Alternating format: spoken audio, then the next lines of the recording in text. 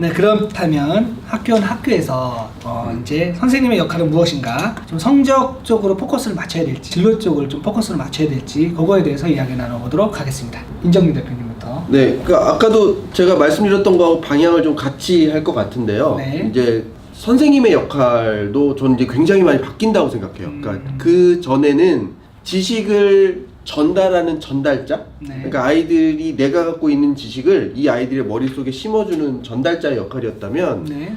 지금 세상은 선생님께서 그 관련된 교과의 변화 혹은 지식의 변화를 따라가기 버거운 세상일 수도 있어요. 왜냐하면 아이들이 구글링만 해도 이미 선생님보다 더 많은 지식을 찾아올 수 있는 시대이기 때문에, 따라서 지금의 선생님의 역할은 정답을 알려주는 지식의 전달자의 역할이 아니라 아이들이 지식을 찾아갈 수 있도록 도와주는 안내자의 역할이 돼야 되지 않을까? 그래서 학교 수업에서도 아까 말씀드린 것처럼 수행평가라든지 다양한 평가 요소가 강화될 때 아이들이 주제를 찾을 때 그 주제를 조금 더 지혜롭게 찾을 수 있는 안내자, 그리고 그 주제에 대해서 뭔가 교과와 연결되는 그 연결고리를 찾을 때 방향을 알려주는 안내자, 혹은 그 결론을 도출하는 과정에서 막힌 부분을 좀 도와줄 수 있는 안내자, 약간 지식의 전달자가 아니라 지식의 탐구 활동을 도와주는 안내자의 역할로 크게 바뀌어야 된다는 생각을 좀 갖고 있어요.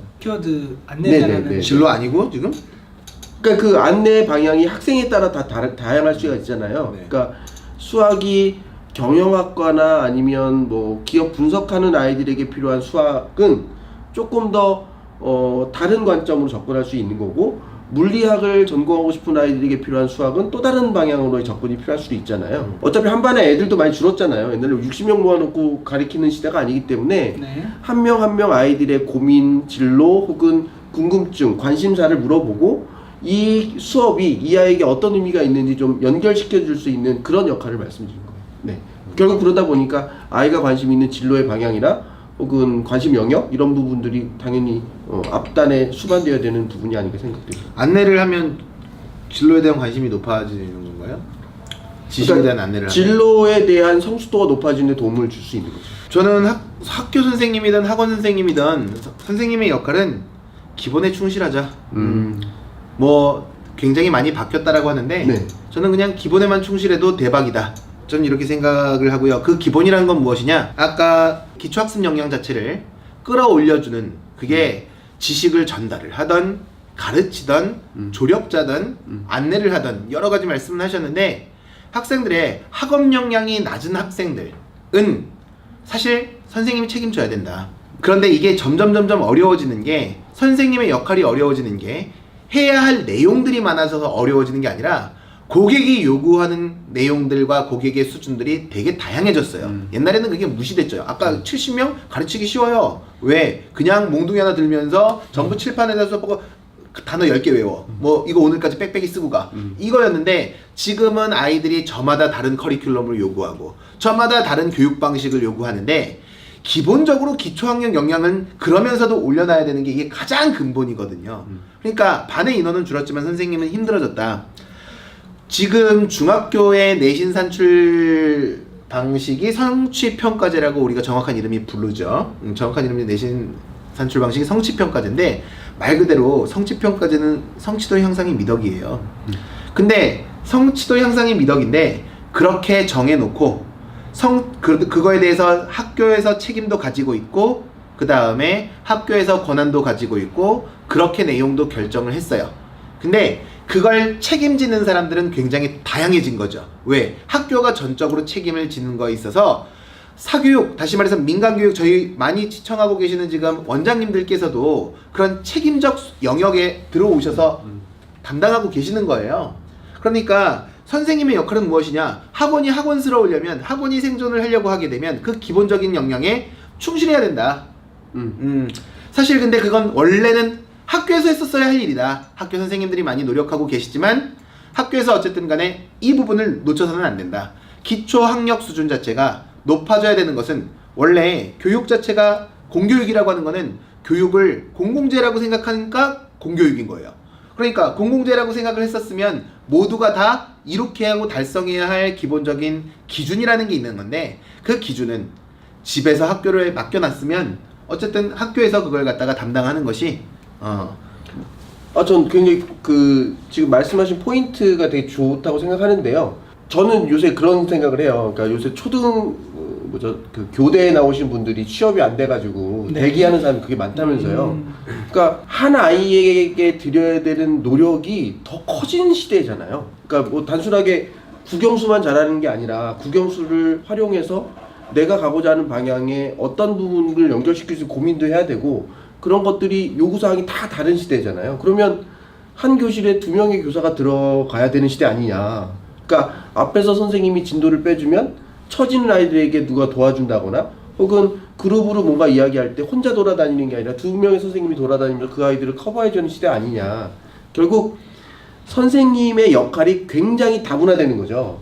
그랬을 때 저는 뭐 말씀하신 것처럼 오늘 이 방송을 듣는 분들 중에 상당 부분 학원 원장님이시거나 학원 관계자이실 가능성이 높은데, 내 학원이 우리 아이에게 줘야 될 가치가 뭐냐, 혹은 기능이 뭐냐, 우리 학원의 기능이, 그게 말씀하신 것처럼 기초학력과 혹은 지식의 전달자로서의 난 더 충실한 역할을 하겠다. 왜 학교가 그 역할을 좀 소홀히 하니까, 그런 포지션이 돼 있다면 더 적극적으로 그 역할에 집중하시는 게 맞다고 생각해요. 근데 이미 그런 기능이 학원에 완성이 되어 있는 학원이라면 이제 학교에서 아이들에게 해줘야 되는 조금 이 지식을 활용할 수 있는 경험에 대한 가이드, 이런 것들도 학원에서 장착할 시기가 됐고, 제가 정말 강조하는 건 학원이 아이들의 기초학습 역량을 키워주는 데 집중하고 네. 어머님의 역할을 학원이 좀 줘야 될 필요가 있다고 생각해요. 왜냐면 부모님들이 지금 돈벌이 너무 바빠가지고 아이 교육에 관심을 못 가지시거든요. 그럴 때 제가 늘 말씀드리는 게, 학원에서는 아이의 국영수 성적을 챙겨줄 테니 어머님은 이 아이가 하는 수행평가나 동아리 활동이나 주제탐구 활동 이런 거 할 때 어머님들이 그걸 좀 도와주셔라. 근데 아이들이 요새 말씀하신 것처럼 내신 챙겨야지, 수능 챙겨야 되지, 뭐 비교과 활동이 너무 할 게 많거든요. 그럴 때 이 아이의 진로에 대한 고민, 방향성, 특성 이런 것들을 알려주시면서 학교에서 진행되는 프로그램 중에 이거 진행할 때 애들이 시간이 없으니까 자료를 같이 그러니까 자료를 같이 준비해 주시거나, 그것들에 대한 결론을 도출하는 과정에서 논리적 오류가 없는지 한번 봐주시거나, 이런 부분을 오히려 부모님의 역할로 주시는 게 전 훨씬 더 학원을 운영하시는 데도 수월하고 부모님에 대한 만족도 높아질 것 같아요. 어설프게 이것저것 다 하는 거는 학원이라고 하는 내 돈 내고 내가 가르쳐서 수익을 내야 되는 모습에서 되게 쉽지 않은 네, 진로 탐색이라고 써놨잖아.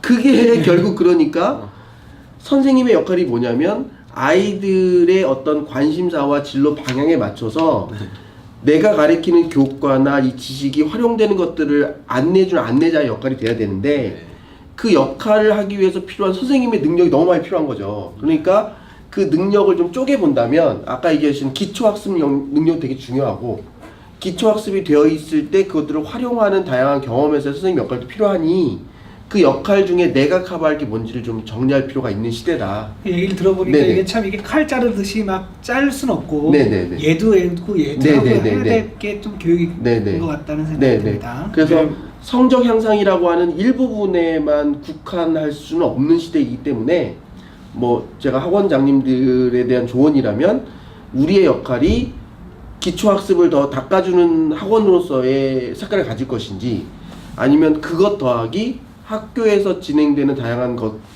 부가적인 옆에 있는 사이드 활동까지도 같이 챙겨주는 학원으로서의 포지션이 갈 건지, 아니면 기초학습 빼고 이런 어떤 역량 중심의 교육 혹은 비교과 활동 중심의 컨설팅 쪽으로 갈 것인지, 이런 본인들의 정체성을 잡으시면 다 용도가 있는 기능이 아닐까. 어느 학원은 선생님 능력으로 성공한 학원도 있고요. 네. 어느 학원은 마케팅 능력으로 성공한 학원도 있고요. 어느 학원은 프로그램이 좋아서 성공한 학원도 있고, 굉장히 다양한 이유가 있겠지만 궁극적으로 잘 되는 학원들은 공통적으로 다 성적 올리고 대학 가는 데 도움을 줬다. 네.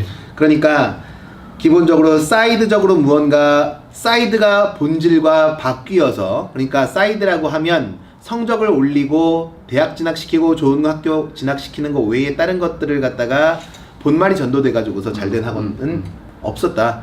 그거는 그 처음부터 그런 타겟층을 위한 컨셉을 잡았던 거였다라고 이제 좀 볼 수가 있을 것 같고요. 그러니까 기본에서 충실해야 결국은 고수가 된다라고 하는 것도 저는 여기에서도 동일하게 좀 적용될 수 있는 부분 아닌가 좋습니다. 저는 중재 역할을 해야 될까요? 기본에 충실하고 또 네. 직업 개개인별로 네, 안내자의 네, 역할을 네, 잘해서 네, 네, 네. 예, 좋은 그런 교육을 하면 좋을 것 같아요. 네. 구글 같은 거 애들이 요즘 검색 많이 하죠. 네. 검색 많이 하는데 칠판에 가르치던 구글로 검색을 하던 섭취 못한 애들은 계속 못합니다. 그러니까 구글로 아이들이 유튜브로 가르친다라고 해서 그 내용을 다 이해하느냐?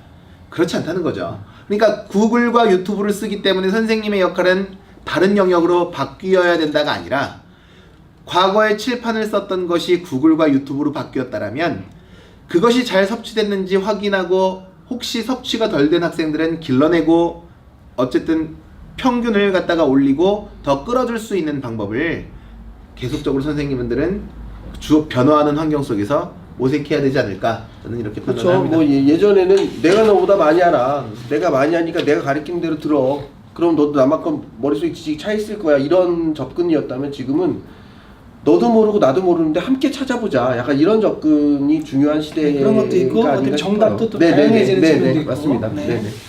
좋습니다. 아무튼 선생님의 역할은 기본과 안내자의 역할을 네네. 잘하자. 네네. 예, 이걸로 마무리하도록 하겠습니다. 네.